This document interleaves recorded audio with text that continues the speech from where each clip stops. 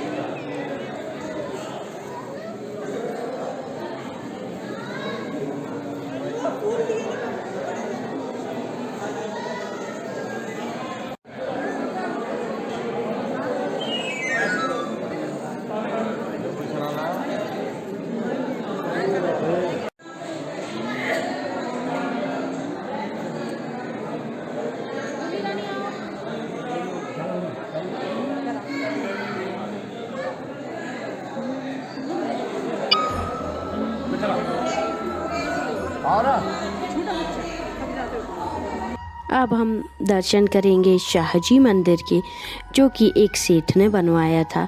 और यहाँ के खम्भों की बात ही कुछ अलग है, इसीलिए यहाँ के सारे खम्भे टेढ़े होने के कारण इसको टेढ़े खम्भे का मंदिर भी बोला जाता है।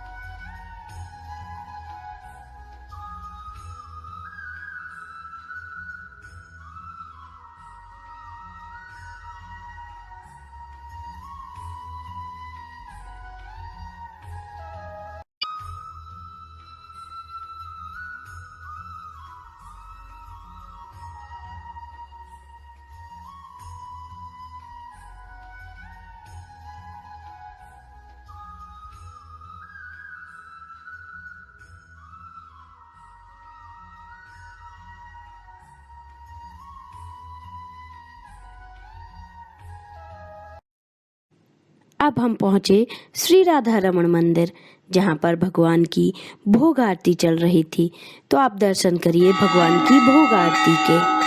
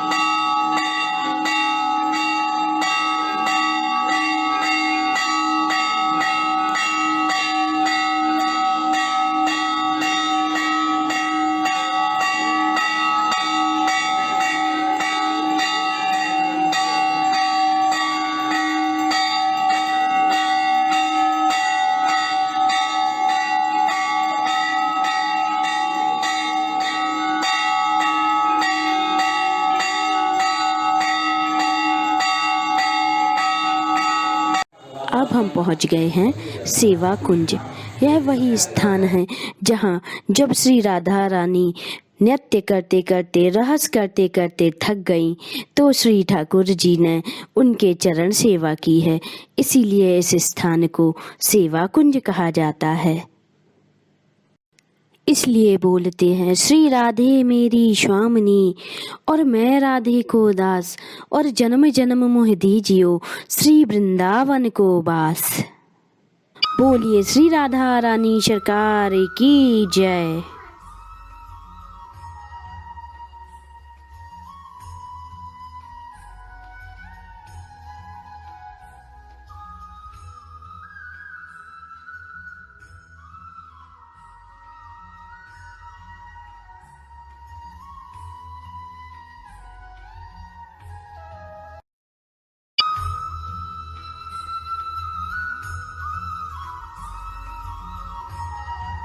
अब हम चलते हैं निधि वन।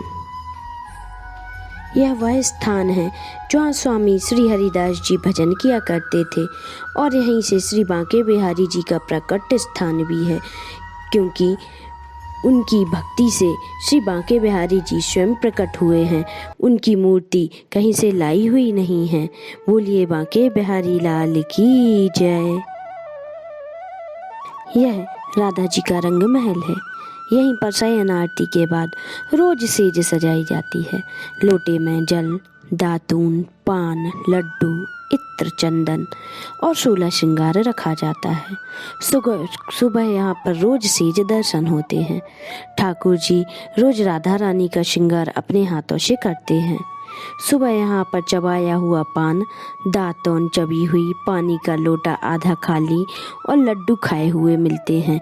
बोलिए राधा रानी की जय।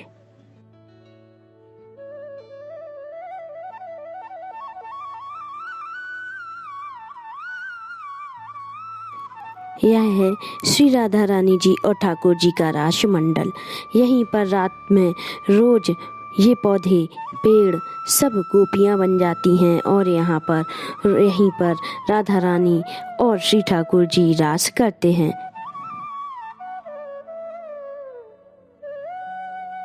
यह वो स्थान है जहाँ राधा रानी श्री ठाकुर जी की बंसी चुराकर बंसी बजा रही हैं, इसलिए इसको बंसी चोर कहा जाता है। यह स्वामी श्री हरिदास जी की समाधि स्थल है, क्योंकि स्वामी हरिदास जी ने जीवित अवस्था में ही समाधि ली थी, इसीलिए इसे जीव समाधि स्थल भी कहते हैं। अब हम पहुंच गए हैं गोविंद देव जी मंदिर। यह वही मंदिर है जहां पर शुद्ध देसी घी का दिया जला करता था और जिसकी रोशनी आगरा तक जाती थी। औरंगजेब को जब पता चला तो यहाँ पर आके उसने आक्रमण किया और वह गुम्मद गिरा दिया। और यहाँ पर जब सूरजमल जी को पता चला तो सूरज देव जी ने यहाँ की मूर्तियाँ जयपुर पहुँचा दी, जो अभी भी सुरक्षित हैं। श्री गोस्वामी जी ने गोविंद देव जी को अपनी तपस्या से प्रकट किया था।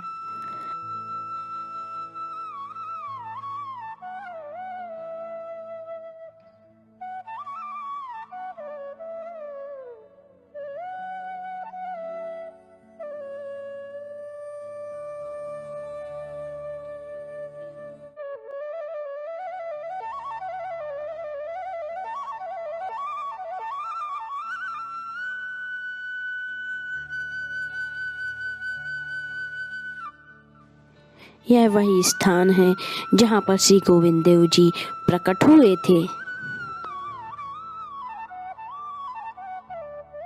अब हम पहुँच गए हैं राधा दामोदर मंदिर, लेकिन कुछ मंदिरों में वीडियोग्राफी फोटोग्राफी अलाउ नहीं है, तो जितना हो सकता है हम आपको दर्शन कराते हैं।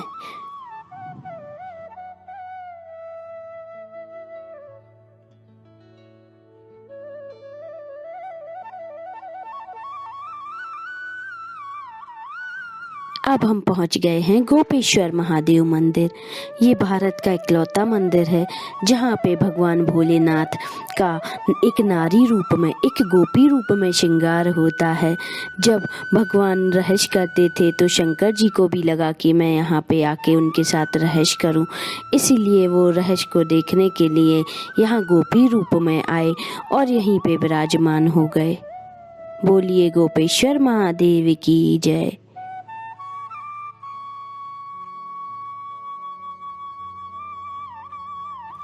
अब हम पहुंच गए माता कात्यायनी शक्तिपीठ, जो कि माता कात्यायनी शक्तिपीठ भी है और यही वह स्थान है जहां माता कात्यायनी की कृपा से और श्री राधा रानी अपनी प्यारी सखी ललिता, विशाखा और सखियों के साथ श्री कृष्ण जी को पति रूप में पाने के लिए यहाँ पे माता कात्यायनी से प्रार्थना की थी। बोलिए माता कात्यायनी की जय।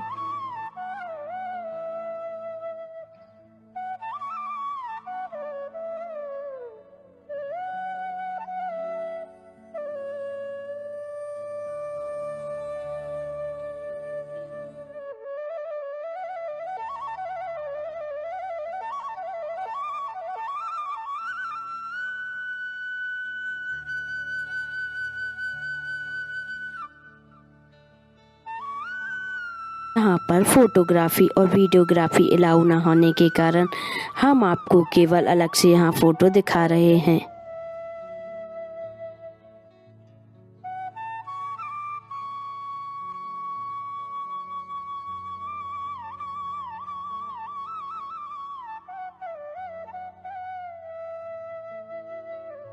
तो बताइए दोस्तों, कैसा लगा आज का हमारा ये वीडियो आपको।